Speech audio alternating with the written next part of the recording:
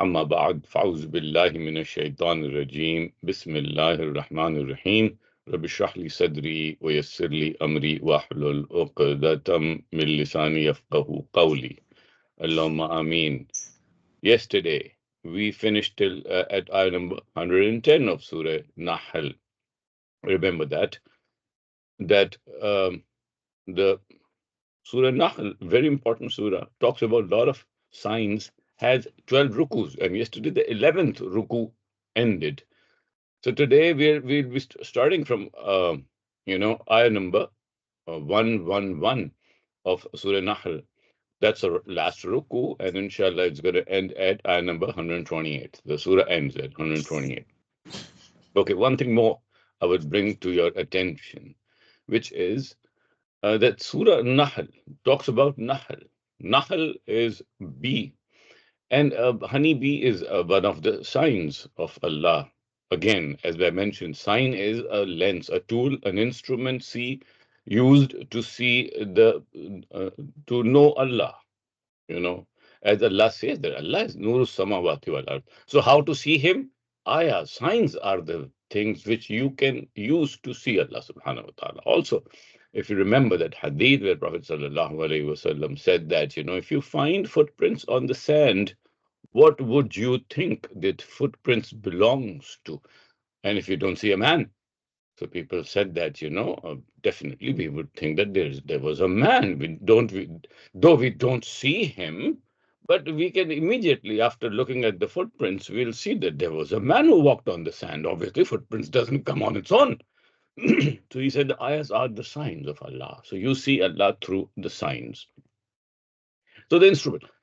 And the name Nahal itself is a sign. And also, the surah does talk about this unique property of honey bees. Today we know the biological life is based on the animals and plants, two major kingdoms. The animals are based on entirely on plants. No plants, no animals. And the plant life is based on a process of reproduction called pollination.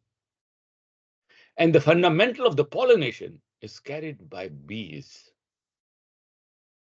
So if you eliminate bees from this world, the humanity will cease to exist. Rather, all advanced biological life forms, mammalian life, other plant life will cease to exist. That's the fundamental of it. And these are the signs that how come Muhammad sallallahu alaihi wasallam, naming this surah, making this so important. How did he know living in desert, 1400 years? So this is one way. This is a lens, a tool, a case that has been built in order for us to believe. Now, one thing more I would like to bring to your notice. Unfortunately, our belief means the beliefs of Muslims are a very low category belief. We just heard and believed because we were Muslims already, born in a Muslim family, living in a Muslim society. Everybody saying believe, you believe. This is not a good quality of this is not the belief itself is not very rational, very logical, very acceptable, very solid. It's not a solid belief. It's a hearsay belief. Hearsay when you heard somebody saying. Hearsay has lesser of a value, even in the court of law, even in the Kanun Shahadat, as we say. It's a very, very less value to hear and you believe. Solid belief is when you start reasoning, then it becomes solid.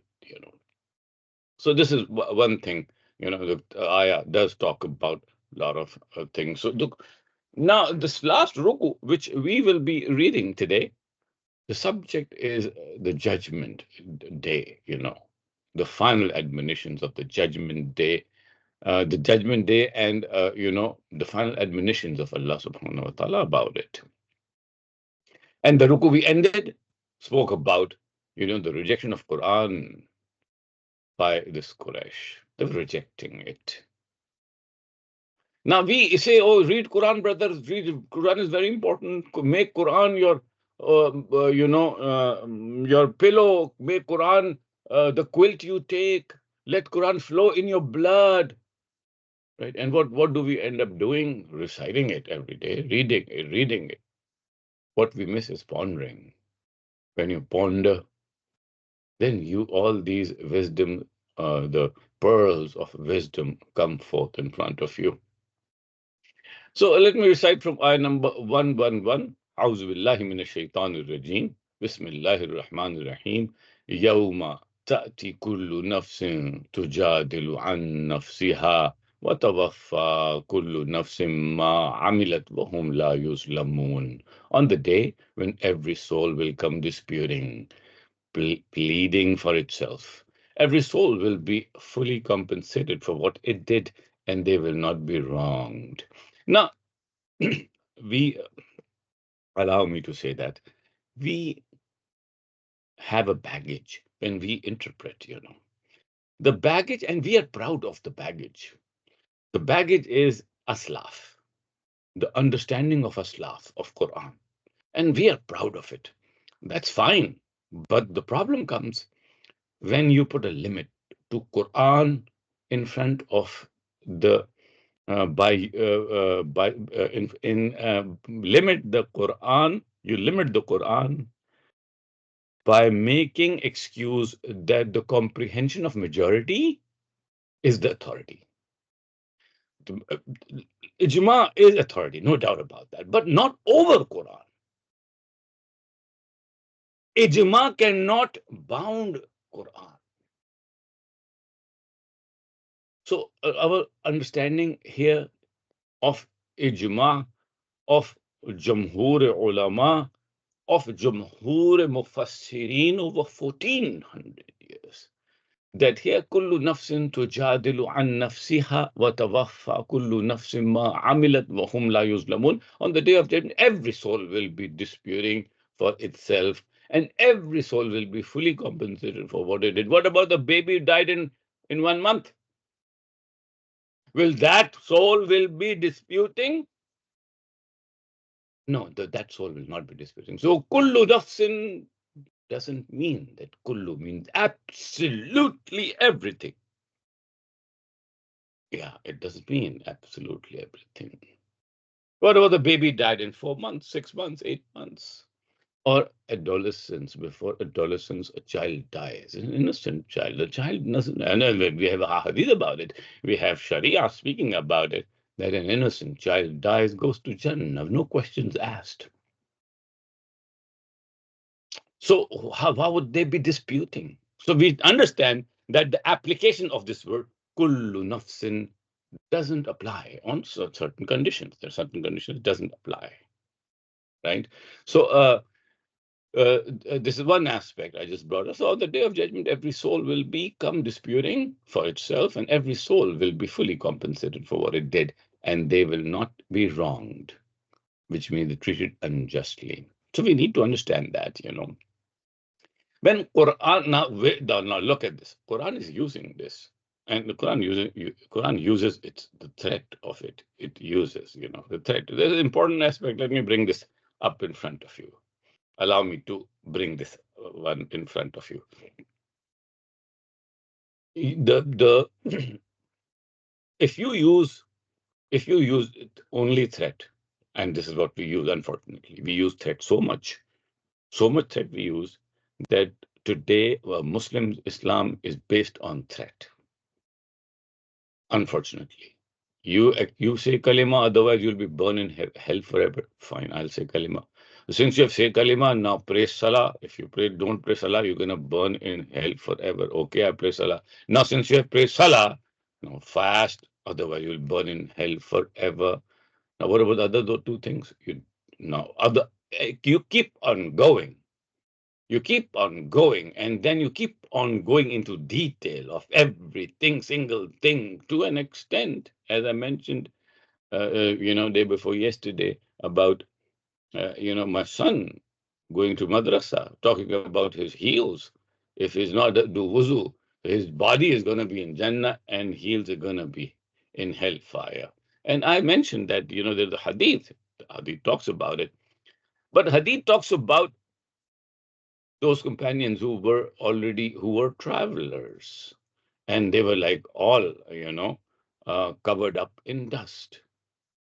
So in order to clean up, in order to advise them to clean up and to emphasize them to clean up, this was used.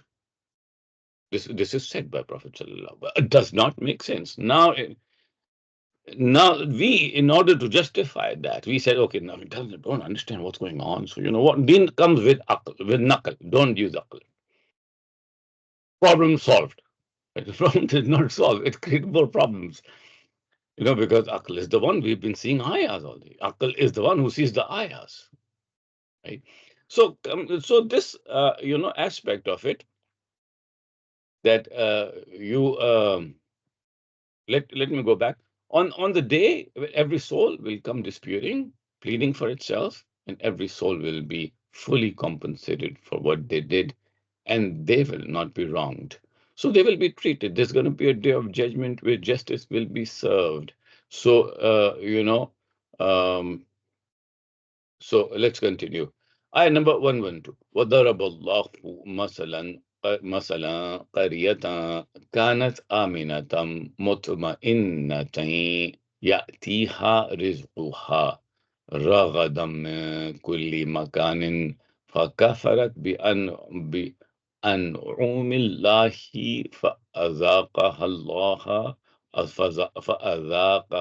لِبَاسَ الجوع والخوف بما كانوا يصنعون. Marhum Dr. Israr Rahmullah, he used to say that this ayah is one of the ayahs of Pakistan, because we also were in a condition of fear. When Allah, rescued us, secured us, gave us a secure provision, and, comforted us. Now, if you see, but this doesn't apply in all India, because initially it started with the Muslims of India, right? So half of them divided themselves, became weaker. They became weaker. So half of them found a nice place. So now putting it on Allah, Allah, you did that. It doesn't sound much interesting, that you're putting it on Allah, what you did, though everything happens with Allah's permission. There's Aqidah, no doubt about that. But entirely putting it on Allah, it's not a good way of, dealing with things. So here the translation is, and Allah presents an example of a city. The city is actually Makkah, which was safe and secure, its provision coming to it in abundance from every location, but it denied the favors of Allah. So Allah made it taste the envelopment of hunger and fear for what they had been doing. So favors of Allah was given to the city, including peace and provisions. That was favors of Allah. But they denied the favors by doing shirk. So they tasted the punishment, which is hunger and fear. So this is an example of given to Makkah. And yes, every nation, the principle is very clear. Every nation who does not acknowledge the favors of Allah is a principle going to suffer. There are other rules as well. For example, you have money, you burn your money, you're going to suffer. Or if you've been cruel, you're not following Islam, you're going to suffer. You're going to be suffering again. You're going to destroy your money, end up destroying your money. Or you end up in gambling. You start gambling. What's going to happen? You're going to suffer. So what did you do in all these cases? You are going against the Sharia. Allah has given you a better way to do, and that is a blessed way. And you chose another way. So there's going to be consequences. That's fine. So here the Makkans are being told that, look at the favors of Allah.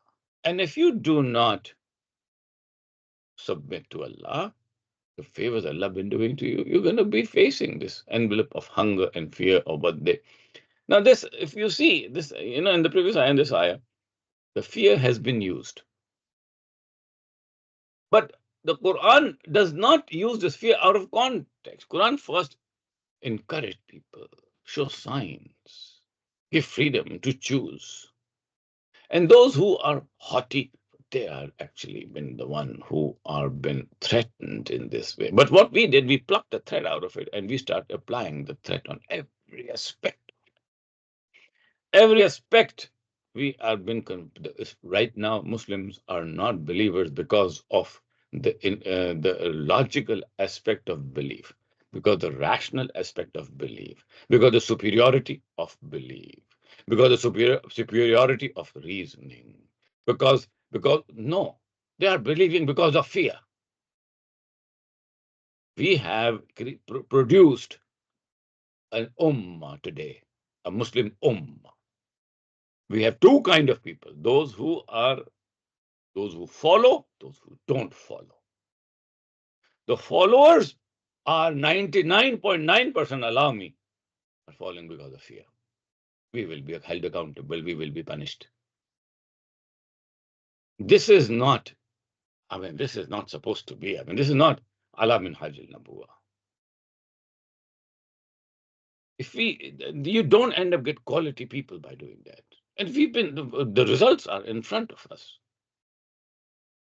If you make somebody fear, that person is doing it for himself. Become a very conceited, self-centered person who is driven by threats and fears.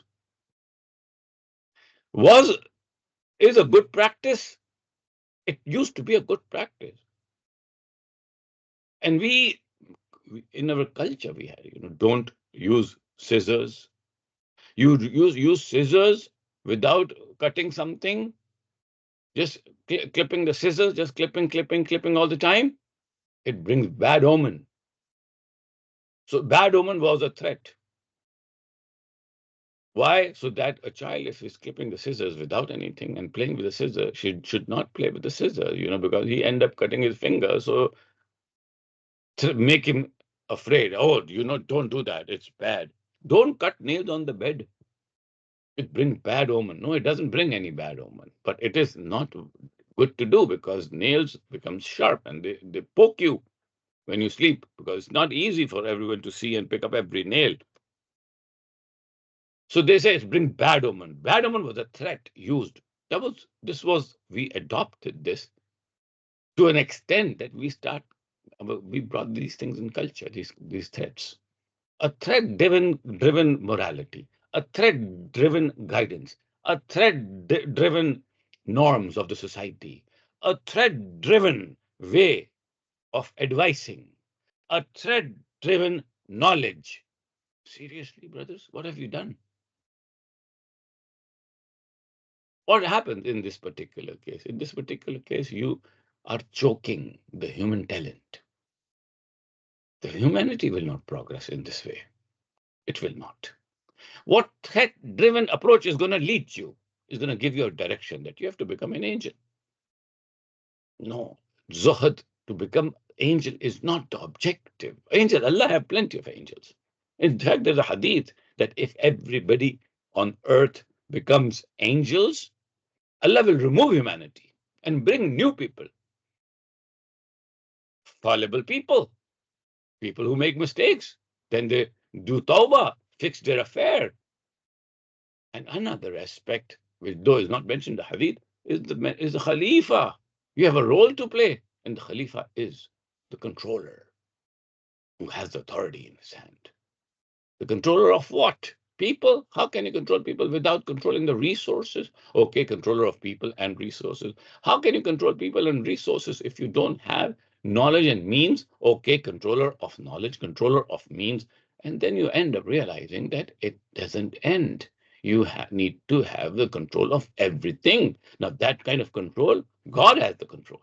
So you are a God of the God, a naib of Allah. You are in authority. Full authority has been given to you. So you don't end up producing such people if your deen is based on fear only.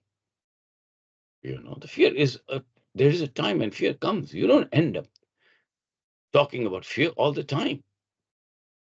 So, and Allah presents an example of a city which was safe and secure. Provision is coming in abundance from all its location, but it denied the favors of Allah. So Allah made it taste the envelopment of hunger and fear for what they had been doing. وَلَقَدْ جَاءَهُمْ رُسُلٌ مِّنْهُمْ فَكَذَّبُوهُ فَأَخَذَهُمُ الْعَذَابُ وَهُمْ ظَالِمُونَ. And there had certainly come to them a messenger from amongst themselves,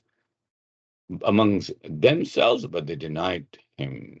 So punishment overtook them while they were wrongdoers. Now, here, if you see, remember I mentioned that, Muhammad sallallahu alayhi wasallam went to Hira. उतर कर हिरा से सुए कौम आया और और एक नुस्खा कीमिया साथ लाया. So Prophet Muhammad sallallahu alayhi wasallam went to Hira. Everything is done by Allah, no doubt about that. This is the Aqidah. But we have a role too.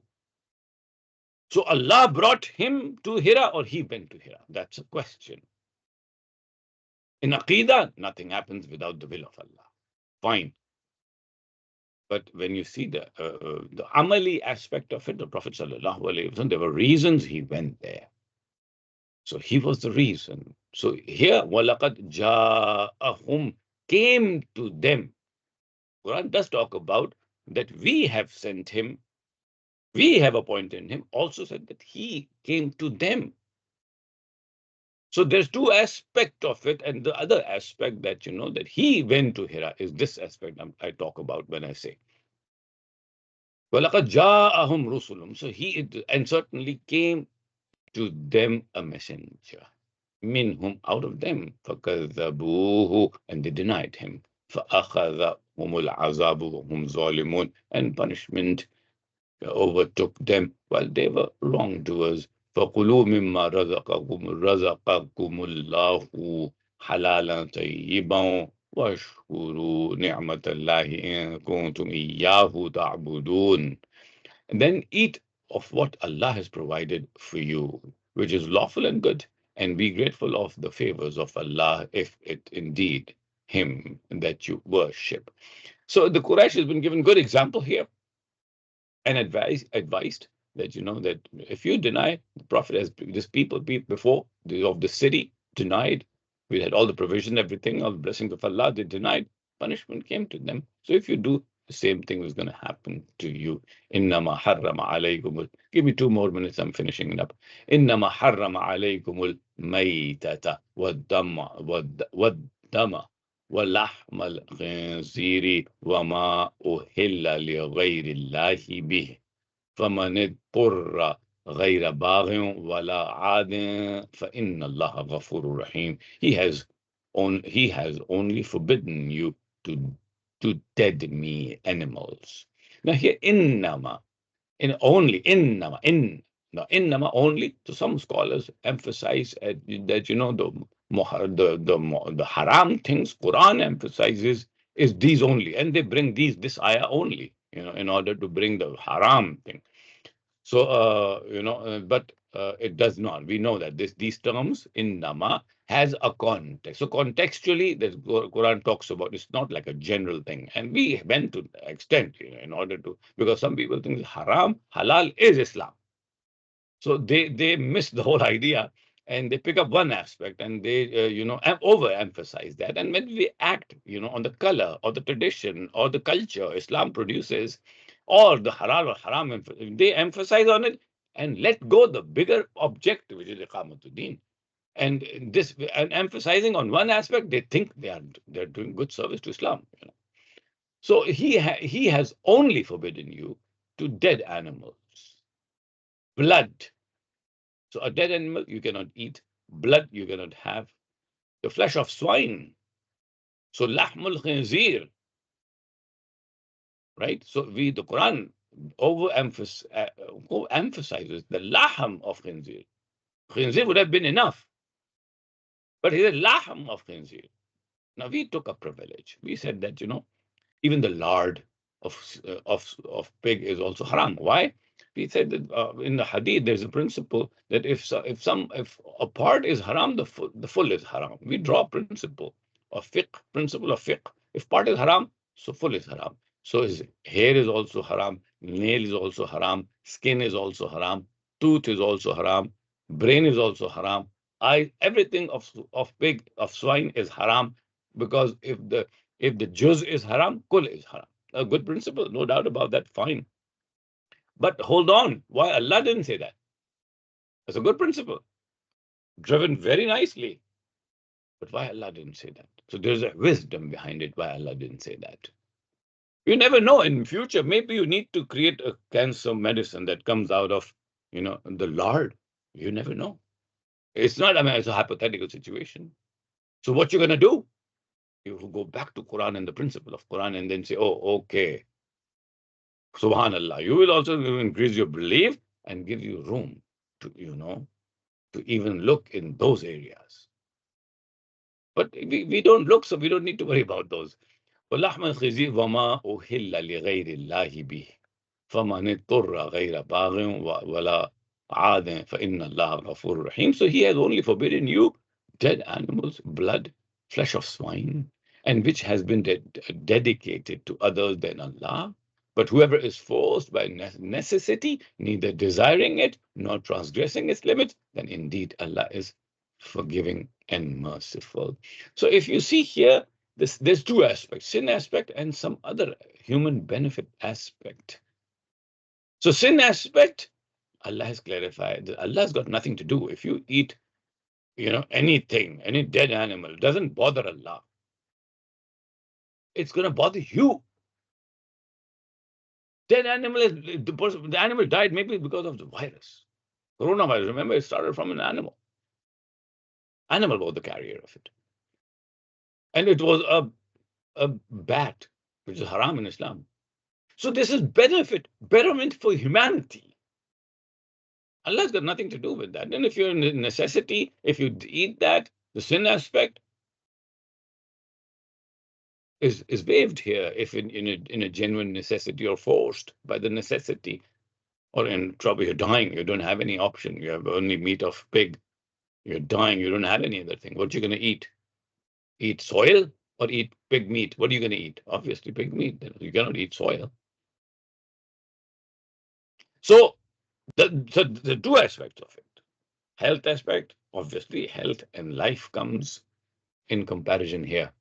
And sin and benefit comes in comparison here. This is beautiful in this aspect. So I have to move on, cannot spend more time. So you see, we think, so a lot of things comes out of it. وَلَا تَقُولُوا لِمَا تَصِفُ أَلْسِنَتُكُمُ الْعَذَابَ هَذَا حَلَالٌ وَهَذَا حَرَامٌ لِتَفْتَرُوا عَلَى اللَّهِ الْكَذِبَ إِنَّ الَّذِينَ يَفْتَرُونَ عَلَى اللَّهِ الْكَذِبَ لَا يُفْلِحُونَ. And do not say about what your tongues assert of untruth. This is lawful and that is unlawful, to invent falsehood about Allah. Indeed, those who invent falsehood about Allah will not succeed. Now, one aspect is mentioned here, that you are not the authority of declaring halal and haram. It went to that extent, لِمَا تُحَرِّمُ مَا أَحَلَّ يَا أَيُّهَا النَّبِيُّ لِمَا تُحَرِّمُ مَا أَحَلَّ اللَّهُ لَكَ. Remember? So why are you making haram? And remember, Prophet said, I'm not going to consume honey ever.